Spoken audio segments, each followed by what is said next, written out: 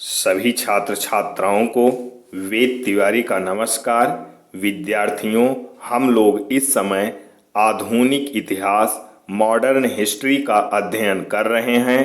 कल हम लोगों ने 7वें पार्ट में बंगाल विभाजन, स्वदेशी एवं बहिष्कार आंदोलन, कलकत्ता अधिवेशन, सूरत अधिवेशन, मुस्लिम लीग, मार्ले मिंटो सुधार, दिल्ली दरबार, कामागाटा मारू प्रकरण, लखनऊ समझौता आदि का अध्ययन किए थे। आज हम 8वें पार्ट में होम रूल आंदोलन, मॉन्टेग्यू चेम्सफोर्ड सुधार, रोलेट एक्ट, जलियांवाला बाग हत्याकांड, खिलाफ आंदोलन, असहयोग आंदोलन, चौरी चौरा कांड आदि का अध्ययन करेंगे।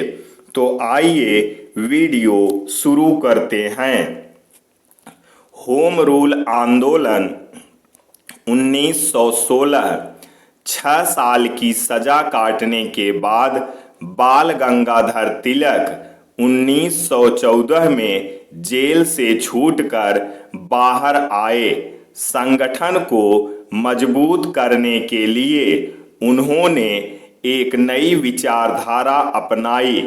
28 अप्रैल 1916 में बाल गंगाधर तिलक ने होम रूल लीग की स्थापना कर्नाटक के बेलगाम में की। होम रूल के अध्यक्ष जोसेफ बैप्टिस्ट, सचिव NC केलकर। कर्नाटक की लीग का क्षेत्र मुख्यतः कर्नाटक, मध्य प्रांत यानी मध्य प्रदेश, बरार, महाराष्ट्र। भारत में होम रूल शुरू करने का श्रेय एनी बेसेंट को है। होम रूल विचारधारा के जनक एनी बेसेंट ने न्यू इंडिया समाचार पत्र में पहली बार होम रूल विचारधारा को प्रस्तुत किया था। ठीक 5 माह बाद सितंबर 1916 में एनी बेसेंट ने भी होम रूल लीग का गठन किया। अध्यक्ष जॉर्ज अरुणेल, सदस्य BP वाडिया, M रामास्वामी। मुख्यालय अड्यार, मद्रास। एनी बेसेंट की होम रूल लीग का स्वरूप अखिल भारतीय था।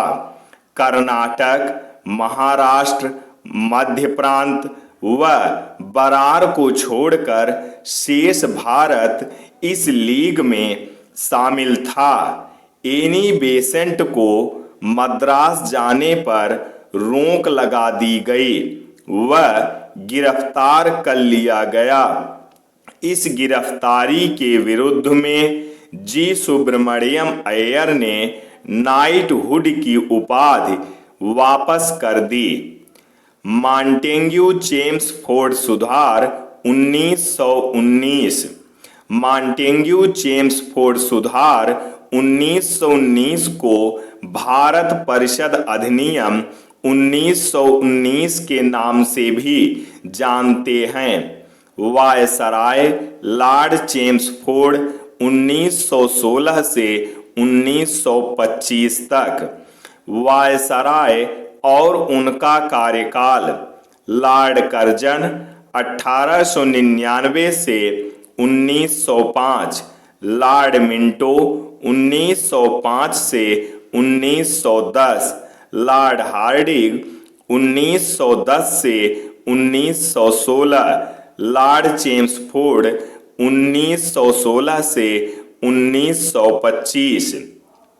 भारत में द्वैध शासन 1919 में लागू किया गया। द्वैध शासन को प्रांतीय द्वैध शासन के नाम से जाना जाता है। विषय को प्रांतीय व केंद्रीय 2 भागों में बांट दिया गया। द्वैध शासन 8 प्रांतों में लागू किया गया। द्वैध शासन लगभग 16 वर्षों तक लागू रहा। इसे भारत सरकार अधिनियम 1935 द्वारा समाप्त किया गया। अहमदाबाद मील हड़ताल 1918। मार्च 1918 अहमदाबाद मील हड़ताल। महात्मा गांधी की भूमिका। चंपारण सत्याग्रह 1917। खेड़ा आंदोलन फरवरी मार्च 1918। अहमदाबाद मील हड़ताल मार्च 1918। असहयोग आंदोलन 1920। प्लेग बोनस को लेकर मिल मालिक व मिल मजदूरों में विवाद हो गया। मिल मालिक प्लेग बोनस को समाप्त करना चाहते थे, जबकि मजदूर अभी भी दिए जाने के पक्ष में थे। अंबालाल साराभाई मिल मालिकों में से एक। अनुसुईया बेन अंबालाल साराभाई की बहन थी। इन्हीं के कहने पर गांधी वहां पहुंचे। Rowlatt act.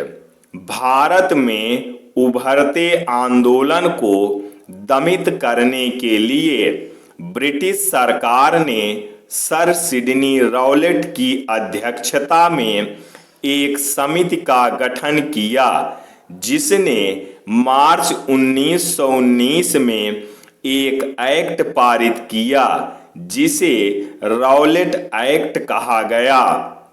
इस एक्ट का वास्तविक नाम the anarchical revolutionary and crime act है। इस एक्ट के प्रावधान के अनुसार किसी भी व्यक्ति को शक के आधार पर गिरफ्तार किया जा सकता था, बिना वकील, बिना दलील, बिना अपील का कानून कहा गया। भारतीयों ने इसे काला कानून कहकर संबोधित किया। 8 अप्रैल 1919 हरियाणा के पलवल में डॉक्टर सैफुद्दीन किचलू व डॉक्टर सत्यपाल को गिरफ्तार कर लिया गया। ये दोनों ही लोकप्रिय नेता थे।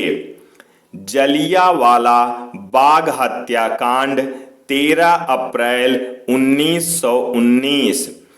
डॉक्टर सत्यपाल व डॉक्टर सैफुद्दीन किचलू की गिरफ्तारी के विरोध में लोग अमृतसर के जलियांवाला बाग में एकत्र हुए, जहां जनरल डायर, जो पंजाब का गवर्नर था, ने निहत्थे लोगों पर गोलियां चलवा दी।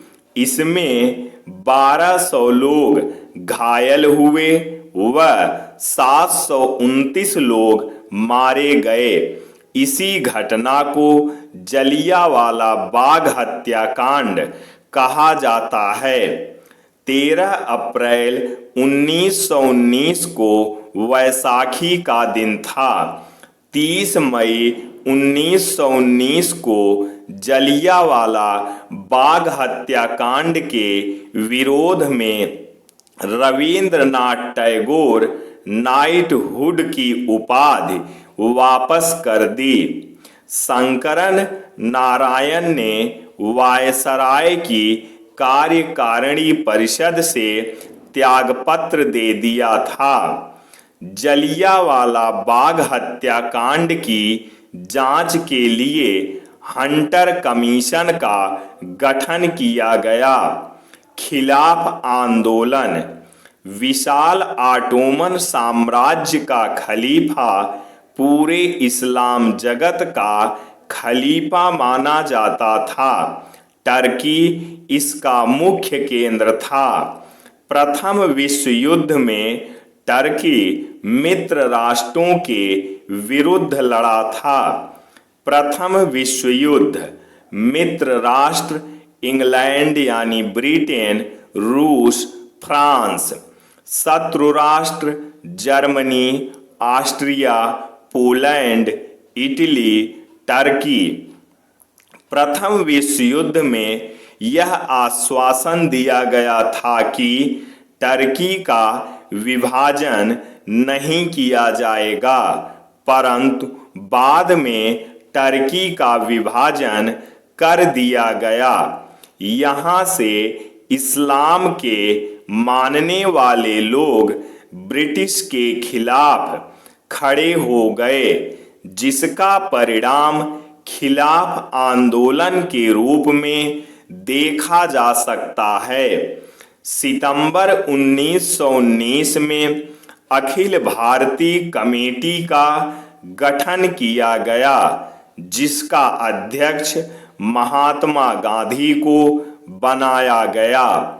खिलाफत आंदोलन ब्रिटिश विरोधी रणनीति के विरुद्ध शुरू हुआ था, जिसका उद्देश्य टर्की को विभाजन को रोकना, टर्की के विभाजन को रोकना व खलीफा को पुनः शक्ति संपन्न बनाना था।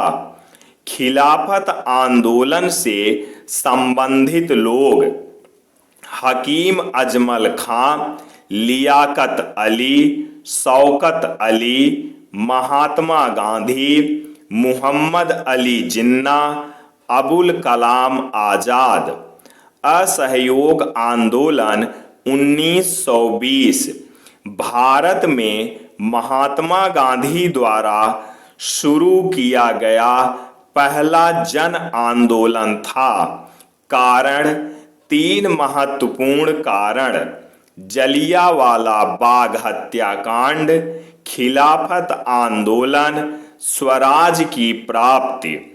1 अगस्त 1920 को असहयोग आंदोलन शुरू किया गया।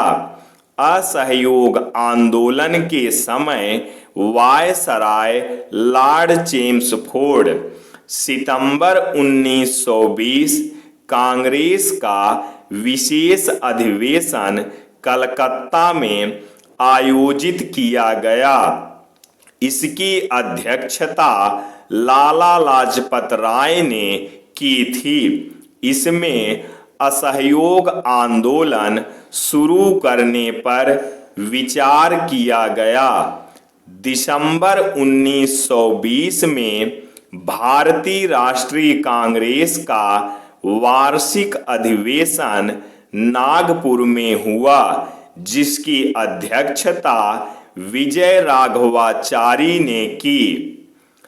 इसी अधिवेशन में असहयोग आंदोलन का प्रस्ताव C.R. दास ने रखा। मुख्य उद्देश्य ब्रिटिश सरकार का किसी भी तरह का सहयोग न करना, उपाधियों का परित्याग, सरकारी पदों को छोड़ देना, अदालत का बहिष्कार, वकीलों ने अदालत जाना बंद कर दिया, विद्यार्थियों ने स्कूल जाना व अध्यापकों ने पढ़ाना बंद कर दिया, विदेशी कपड़ों व वस्तुओं का बहिष्कार, खादी व चरखे को लोकप्रिय बना दिया गया। वकालत छोड़ने वाले व्यक्ति C.R. दास, मोतीलाल नेहरू, डॉक्टर सत्यपाल, वल्लभ भाई पटेल, अरुणा आसफ अली, डॉक्टर राजेंद्र प्रसाद। असहयोग आंदोलन के समय स्थापित संस्थाएं: जामिया मिलिया इस्लामिया विश्वविद्यालय, गुजरात विद्यापीठ, अलीगढ़ मुस्लिम विद्यालय। सर्वाधिक सफल बहिष्कार कपड़ों का रहा। विदेशी कपड़ों का पूर्णतः बहिष्कार कर दिया गया। उनकी जगह जगह होली जलाई गई।